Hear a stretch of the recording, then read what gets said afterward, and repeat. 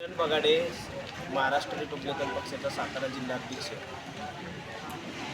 Maharashtra Republican पक्षाचे संस्थापक अध्यक्ष संजय भैया सोनवणे यांच्या आदेशाने आज तहसीलदार साहेबांना निवेदन दिलेलं आहे। निवेदनाचा विषय असा आहे, आंबेघर तर्फे कुडाळ मधील आमचे बौद्ध बांधव आहेत, त्या बौद्ध बांधवांना गेली 35 ते 40 वर्ष रस्ता असूनही नसल्यासारखा आहे। या अगोदर तत्कालीन तहसीलदार होते कोळेकर साहेब, त्यांना निवेदन दिलेले आहे की ह्या संबंधित रस्ता आहे, जो अतिक्रमण रस्ता आहे, तो अतिक्रमण खोलून आमच्या लोकांना पूर्ण रस्ता मोकळा करून द्यावा।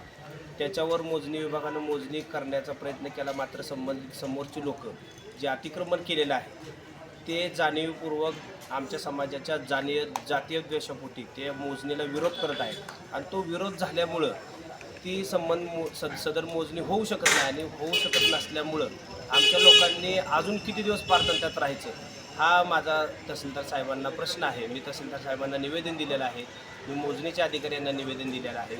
आम्हाला जर 15 दिवसात रस्ता या आंबेघरच्या ग्रामस्थांना मिळाला नाही तर संविधानिक मार्गातून मी सर्व लोकांना घेऊन या तहसीलदार कार्यालयाच्या बाहेर मी तीव्र आंदोलन छेडणार आहे। जर आंदोलनाची वेळ आमच्या येत असेल, आमच्या प्रत्येक कुटुंबातला व्यक्ती शासनाचा कर भरतो आणि शासनाचा कर भरत असल्यामुळं त्याला मूलभूत अधिकार आहेत, रस्ता, पाणी आणि लाईट हे मिळणं बंधनकारक आहे आणि ते जर होत नसेल तर शेवटी आमच्याकडं आंदोलनाशिवाय पर्याय नाही।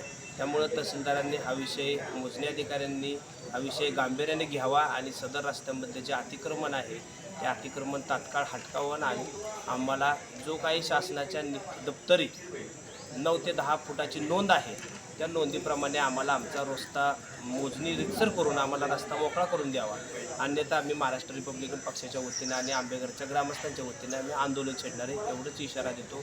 जय भीम, जय बुद्ध, जय संविधान।